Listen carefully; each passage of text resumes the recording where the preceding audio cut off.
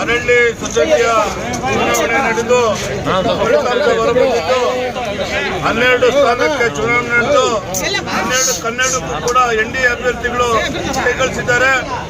ಅವರಿಗೆ ಮತ ಕೊಟ್ಟಂತ ಎಲ್ಲ ನನ್ನ ರೈತ ಬಾಂಧವರಿಗೆ ಭಾರತೀಯ ಜನತಾ ಪಕ್ಷದ ಪರವಾಗಿ, ಜಾತ್ಯತೀತ ಜನತಾ ದಳದ ಪರವಾಗಿ ಎಲ್ಲ ರೈತ ಬಾಂಧವರಿಗೆ ನನ್ನ ತುಂಬ ಹೃದಯದ ಧನ್ಯವಾದಗಳನ್ನು ಅರ್ಪಿಸ್ತಾ ಇದ್ದೇನೆ.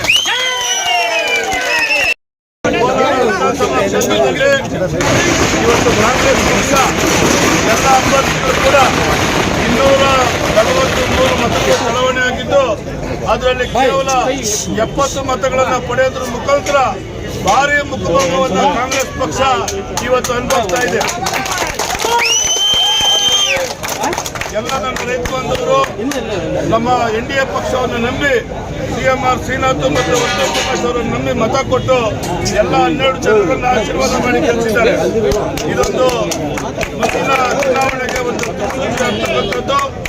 ಮುಂಬರ್ತಕ್ಕಂಥ ಎಲ್ಲ ಸಹಕಾರಿ ಕ್ಷೇತ್ರಗಳಲ್ಲಿ ನಾವು ಎರಡೂ ಪಕ್ಷದ ವತಿಯಿಂದ ಸ್ಪರ್ಧೆ ಮಾಡಿ ಎಲ್ಲ ಅಭ್ಯರ್ಥಿಗಳನ್ನು ನಾವು ಗೆಲ್ಸ್ಕೊಂತೇವೆ.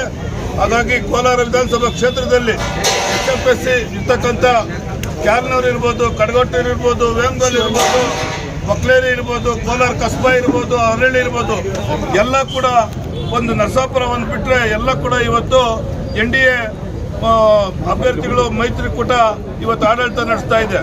ಕೋಲಾರದಲ್ಲಿ APMC ಕೂಡ NDA ಅಭ್ಯರ್ಥಿಗಳು ಆಡಳಿತ ನಡೆಸ್ತಾ ಇರ್ತಕ್ಕಂಥದ್ದು PLD ಬ್ಯಾಂಕ್ ಹೊರತುಪಡಿಸಿ. ಹಾಗಾಗಿ ಮುಂದೆ ಜಿಲ್ಲಾ ಪಂಚಾಯತಿ, ತಾಲೂಕ್ ಪಂಚಾಯತಿ, ಗ್ರಾಮ ಪಂಚಾಯತಿಯಲ್ಲಿ ಎಲ್ಲ ನಮ್ಮ ಕಾರ್ಯಕರ್ತರು ಒಗ್ಗಟ್ಟಿಂದ ಇದ್ದರೆ ಯಾವುದೇ ಕುತಂತ್ರಕ್ಕೆ, ಯಾವುದೇ ಸಮಸ್ಯೆಗೆ ಒಳಗಾಗಕೂಡದು. ಕಾರ್ಯಕರ್ತರಲ್ಲಿ ನಾನು ಮನವಿ ಮಾಡ್ತೇನೆ, ನಾವಿಬ್ಬರು ಒಂದಾದರೆ ಕಾಂಗ್ರೆಸ್ ಪಕ್ಷಕ್ಕೆ ಭವಿಷ್ಯ ಇಲ್ಲ, ಯಾವುದೇ ಅಭ್ಯರ್ಥಿಗೆ ಡಿಪಾಸಿಟ್ ಕೂಡ ಬರೋದಿಲ್ಲ. ಹಾಗಾಗಿ ಮುಂದೆ JDS ಮತ್ತು ಎಲ್ಲ ಅಭ್ಯರ್ಥಿಗಳು ಕೂಡ ಒಗ್ಗಟ್ಟಾಗಿ ನಾವು ನಿಲ್ಲಿಸ್ತೇವೆ. ಇನ್ನೇನು ಮುಂದಿನ ತಿಂಗಳು ಚುನಾವಣೆ ದಿನಾಂಕ ನಿಗದಿಯಾಗುತ್ತೆ. ಗ್ರಾಮ ಪಂಚಾಯತಿ, ಜಿಲ್ಲಾ ಪಂಚಾಯತಿದು, ತಾಲೂಕ್ ಪಂಚಾಯತಿ ಚುನಾವಣೆ ಮುಂದಿನ ತಿಂಗಳು ಚುನಾವಣೆ ದಿನಾಂಕ ಘೋಷಣೆ ಆಗುತ್ತೆ. ಎಲ್ಲ ಕಾರ್ಯಕರ್ತರಲ್ಲಿ ಮನವಿ ಮಾಡ್ತೇನೆ, ಕಿತ್ತಾಡ್ಕೊಡ್ದು, ದ್ವೇಷ ಮಾಡಿಕೊಡ್ದು, ನಾವಿಬ್ರು ಡಿಸೈಡ್ ಮಾಡ್ತೀವಿ ಯಾರಿಗೆ ಸೀಟ್ ಕೊಡಬೇಕು, ಯಾರಿಗೆ ಕೊಟ್ಟರೆ ಗೆಲ್ತಾರೆ ಅಂತೇಳಿ. ಹಾಗಾಗಿ ಎಲ್ಲ ತಾಲೂಕ್ ಪಂಚಾಯತಿ, ಜಿಲ್ಲಾ ಪಂಚಾಯತಿ, ಕೋಲಾರ ಜಿಲ್ಲಾ ಪಂಚಾಯತಿ ನನ್ನ NDA ಬಾವುಟ ಹಾರಿಸ್ತಕ್ಕಂಥದ್ದು ಸದಸ್ಯರಿಂದ. ಹಾಗಾಗಿ ನೀವೆಲ್ಲ ಕೂಡ ಇದೇ ರೀತಿ ಒಗ್ಗಟ್ಟಿಂದ ಇದ್ದು ಮಾಡಬೇಕು. ಇವತ್ತು ಮಾಡುವಂಥ ಎಲ್ಲ ಕಾರ್ಯಕರ್ತರಿಗೆ, ಮುಖಂಡರಿಗೆ ನಾನು ವೈಯಕ್ತಿಕವಾಗಿ ಧನ್ಯವಾದವನ್ನು ಹೇಳಿ ನಾನು ಮಾತು ಮುಗಿಸ್ತೇನೆ.